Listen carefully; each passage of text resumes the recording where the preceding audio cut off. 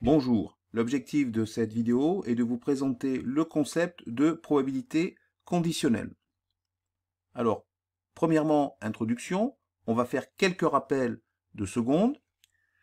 Nous sommes dans un univers grand oméga, A et B sont deux événements sur grand oméga. Grand oméga qui est égal à oméga 1, oméga 2 et ainsi de suite, oméga n, est l'ensemble des issues possibles d'une expérience aléatoire. On appelle événement A toute partie de grand oméga ou sous-ensemble de grand oméga. On note A inclus dans grand oméga. Ce symbole, ça veut dire inclus. Définir une loi de probabilité sur grand oméga, c'est associer à chaque issue oméga i un réel PI qui appartient à l'intervalle 0,1 crochet fermé avec i supérieur ou égal à 1 et qui est i qui est inférieur ou égal à n. Tel que P1 plus P2 plus P3 plus ainsi de suite plus Pn qui est égal à 1. Le réel PI est la probabilité de l'issue oméga i.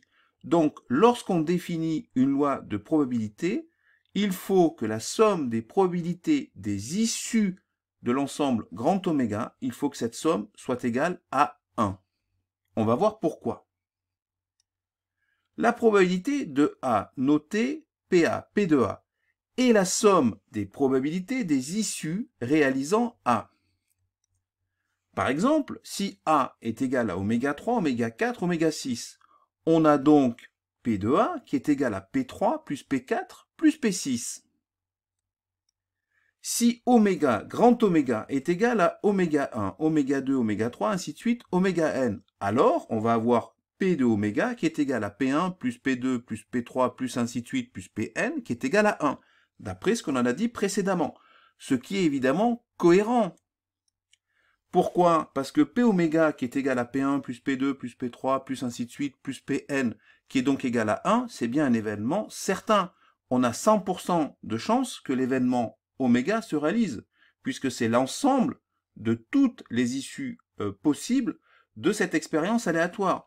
Donc il est logique d'avoir probabilité d'oméga qui est égale à 1, c'est-à-dire 100%. Autre exemple, on jette un dé cubique non équilibré, c'est-à-dire truqué, dont la loi de probabilité de points est la suivante. On a le tableau ici, avec 1 qui correspond à la face 1 qui correspond à la probabilité de 1/12, c'est-à-dire que on a une probabilité de 1/12 de tomber sur la face 1, une probabilité de 1/4 de tomber sur la face 2, une probabilité de 1/6 de tomber sur la face 3, une probabilité de 1/6 de tomber sur la face 4, une probabilité de 1/12 de tomber sur la face 5, et une probabilité de 1/4 de tomber sur la face 6. On voit bien que cette situation est non équiprobable, puisque chaque probabilité de chaque issue n'est pas la même. On voit bien que la probabilité de tomber sur une face 1 n'est pas la même que la probabilité de tomber sur une face 2. Donc on est dans une situation non équiprobable. On a P1 plus P2 plus P3 plus P4 plus P5 plus P6 qui est bien égal à 1, puisque si j'effectue la somme suivante, c'est-à-dire 1/12 plus 1/4, c'est-à-dire 3/12, plus 1/6, c'est-à-dire 2/12, plus 1/6, c'est-à-dire 2/12, plus 1/12 plus 1/4, c'est-à-dire 3/12, on obtient au final 12/12, et c'est bien égal à 1. Donc, notre loi de probabilité, elle est cohérente, et elle ne peut fonctionner que si cette condition est respectée. Soit l'événement A, obtenir un numéro pair. Donc cet événement A, il est défini à partir d'une loi de probabilité qu'on a vue précédemment. D'accord? À partir de cette loi de probabilité. Donc, l'événement A, obtenir un numéro pair, eh bien, sa probabilité, elle est bien égale à P2 plus P4 plus P6, c'est-à-dire 1/4 plus 1/6 plus 1/4. Si je me ramène au dénominateur commun, c'est-à-dire 12, cela va me donner probabilité de A qui est égale à 3/12 plus 2/12 plus 3/12, c'est-à-dire 8/12. Si je simplifie par 4, j'obtiens une probabilité de A qui vaut 2/3. Donc voilà un petit exemple qui nous a rappelé un petit peu tous les principes de base que l'on avait vus l'année dernière en seconde. Alors maintenant, la question que l'on se pose est la suivante. Sachant que l'événement B est réalisé, quelle est la probabilité que l'événement A se réalise? C'est là qu'on rentre, si vous voulez, dans le concept de probabilité conditionnelle. Nous sommes dans un univers grand oméga, donc constitué des issues suivantes, c'est-à-dire oméga 1, oméga 2, oméga 3, oméga 4, oméga 5, oméga 6, oméga 7, oméga 8, oméga 9, oméga 10. Et nous avons un premier événement B de probabilité P de B non nulle. L'événement B, l'ensemble B, est constitué des issues oméga 6, oméga 7, oméga 8 et oméga 9. Soit maintenant un autre événement A, à savoir une partie A de grand oméga. Alors cette partie A, cet ensemble A, cet événement A est constitué des issues oméga 6, oméga 7 et oméga 1. Sachant que nous sommes dans la partie B. Nous partons, l'événement B a été réalisé. Nous voulons savoir quelle est la probabilité d'être dans A. Je répète, sachant que l'événement B est réalisé, quelle est la probabilité que l'événement A se réalise? Nous cherchons donc la probabilité de l'événement B inter A ou A inter B, sachant que nous sommes dans B. Donc, dans notre exemple ci-dessous, on a PB, la probabilité de l'événement B, qui est égale à P6 plus P7 plus P8 plus P9. C'est normal puisque l'événement B, l'ensemble B, est constitué des issues oméga 6, oméga 7, oméga 8 et oméga 9. Si l'on pose P6' égale P6 divisé par PB, P7' égale P7 divisé par PB, P8' égale P8 divisé par PB, et P9' égale P9 divisé par PB. L'on a alors la probabilité de B sachant que B est réalisé. Donc ici, on invente un nouveau concept. C'est ce qu'on appelle le concept de la probabilité conditionnelle, la probabilité de B sachant que B est réalisé. Cette probabilité, elle est donc égale à P6' plus P7' plus P8' plus P9'. Elle est donc égale à P6 divisé par PB plus P7 divisé par PB plus P8 divisé par PB plus P9 divisé par PB. Or, on sait que PB, la probabilité de l'événement B, est égale à P6 plus P7 plus P8 plus P9.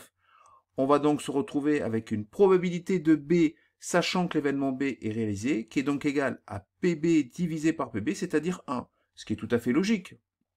La probabilité que l'événement B soit réalisé, sachant que l'événement B a été réalisé, elle est de 1, elle est de 100%. La probabilité de l'événement A, sachant que B est réalisé, que l'on note probabilité de A, donc sachant que B est réalisé, et donc la somme des probabilités des issues réalisant A et B, A inter B, une fois tous divisés par PB. Avant division, cette somme vaut probabilité de A inter B. Après division, elle vaut probabilité de A inter B divisé par PB. Donc l'on arrive maintenant à la définition de la probabilité conditionnelle. Deuxièmement, définition et calcul de la probabilité conditionnelle. Théorème et définition. La probabilité que l'événement A soit réalisé, sachant que l'événement B est réalisé, est égale à, probabilité de A inter B divisé par la probabilité de B. Elle s'appelle probabilité conditionnelle de A sachant B et se note P A slash B ou PB entre parenthèses de A. PB étant, donc je rappelle ici, une nouvelle probabilité, c'est pas la probabilité P, c'est la probabilité PB, probabilité conditionnelle, la probabilité sachant que B est réalisé, quelle est la probabilité de A sachant que B est réalisé. On note donc probabilité de A sachant que B est réalisé, qui est donc égale à probabilité de A et B, probabilité de A inter B, divisé par la probabilité de B. Remarque, la probabilité PB, la probabilité PB est structurellement différente de la probabilité P. Là, on parle d'une probabilité classique. Là, la probabilité PB, c'est la probabilité conditionnelle, la probabilité sachant que B est réalisé. Un événement A non vide a une probabilité PA non nulle, puisque PA est la somme des probabilités des issues réalisant A. Donc lorsqu'on définit une probabilité classique, la probabilité d'un événement A qui n'est pas vide, automatiquement cette probabilité, elle n'est pas nulle. Or, dans la probabilité conditionnelle, on va avoir une différence. En effet, on a la probabilité de B bar, sachant que B est réalisé, est égale à 0, puisque B et B bar est vide. En effet, si on réutilise la formule que l'on a vue précédemment, c'est-à-dire probabilité de A, sachant que B est réalisé, je vais l'appliquer ici. Je vais donc me retrouver avec probabilité de B bar, sachant que B est réalisé, donc la formule qu'on en a vue précédemment, est donc égale à probabilité de B et B bar, ça va être ici probabilité de B et B bar, divisé par la probabilité de B. Or, B et B bar est vide. La probabilité que l'événement B et son contraire soient réalisés, eh bien, cette probabilité est égale à 0. 0 divisé par une probabilité B qui est non nulle, ça nous donne bien un résultat qui est nul. Donc, ce qui est nouveau dans la situation de la probabilité conditionnelle, c'est qu'il existe donc des événements non vides, c'est-à-dire du type B bar, c'est non vide, ayant une probabilité conditionnelle nulle. C'est ça qui est différent par rapport à la probabilité classique. Remarque, on a la probabilité de A sachant B qui est donc égale à probabilité de A et B divisé par la probabilité de B. C'est équivalent à écrire que la probabilité de A sachant que B est réalisé multiplié par la probabilité de B est donc égale à la probabilité de A et B, probabilité de A inter B. Comme A inter B est égal à B inter A, on peut donc écrire que la probabilité de A, sachant que B est réalisé, multipliée par la probabilité de B, est donc égale à la probabilité de A et B, mais c'est aussi égal à la probabilité de B, sachant que A est réalisé, multipliée par la probabilité de A. On obtient ainsi probabilité de A, sachant que B est réalisé, multipliée par probabilité de B, qui est donc égale à la probabilité de B, sachant que A est réalisé, multipliée par la probabilité de A. C'est ce qu'on appelle la formule élémentaire de Bay. On va voir maintenant donc un exercice qui va mettre en application cette formule. Exemple. Regardons le comportement des conducteurs sur la route, 52% sont des femmes. Par ailleurs, on admet que 60% des conducteurs, tous sexes confondus, sont des bons conducteurs et que 75% des femmes sont des bons conducteurs. En déduire la probabilité qu'un bon conducteur soit une femme. Appelons F l'événement être une femme, BC l'événement être un bon conducteur. Donc vous pouvez arrêter la vidéo si vous voulez maintenant pour essayer de faire l'exercice. Les hypothèses se traduisent par 2 points. La probabilité d'être une femme est égale à 0,52, c'est-à-dire 52%. La probabilité d'être un bon conducteur est égale à 0,60, c'est-à-dire 60%. La probabilité d'être un bon conducteur, sachant qu'on est une femme, elle est de 0,75, c'est-à-dire 75%. Notre but est de calculer la probabilité d'être une femme, sachant qu'on est un bon conducteur. On a donc, d'après la formule de Bay, probabilité de BC d'être un bon conducteur, sachant qu'on est une femme, multipliée par la probabilité d'être une femme, qui est égale à la probabilité d'être un bon conducteur et une femme, qui est égale à la probabilité d'être une femme, sachant qu'on est un bon conducteur, multipliée par la probabilité d'être un bon conducteur. Donc cela nous donne une probabilité d'être une femme, sachant qu'on est un bon conducteur, qui est donc égale à la probabilité d'être un bon conducteur, sachant qu'on est une femme, multipliée par la probabilité d'être une femme, le tout divisé par la probabilité d'être un bon conducteur. Ce qui nous donne 0,75 multiplié par 0,52 divisé par 0,60, soit 0,65, qui est égal à 65%. Donc, la probabilité d'être une femme, sachant qu'on est un bon conducteur, cette probabilité, elle est de 65%. Troisièmement, événement indépendant. On dit que les deux événements A et B sont indépendants lorsque la réalisation de l'un n'a aucune influence sur la réalisation de l'autre. Avec A qui est égal, par exemple, à ma voiture est rouge et B, il pleut le 14 juillet, on a des événements indépendants. Par contre, les événements ma voiture a 15 ans et je viens de casser l'embrayage ne sont pas indépendants. Ces deux événements ne sont pas indépendants. En effet, l'âge du véhicule influence la fragilité de ses pièces. Si A et B sont indépendants, la réalisation de B n'influence pas celle de A, ce qui signifie que A a la même probabilité de se réaliser que B, soit réalisé ou non, que B soit réalisé ou non. Je répète, si A et B sont indépendants, la réalisation de B n'influence pas celle de A, ce qui signifie que A a la même probabilité de se réaliser que B soit réalisé ou non. A et B sont indépendants si et seulement si la probabilité de A sachant que B est réalisé est égale à la probabilité de A, ou alors la probabilité de B sachant que A est réalisé est égale à la probabilité de B.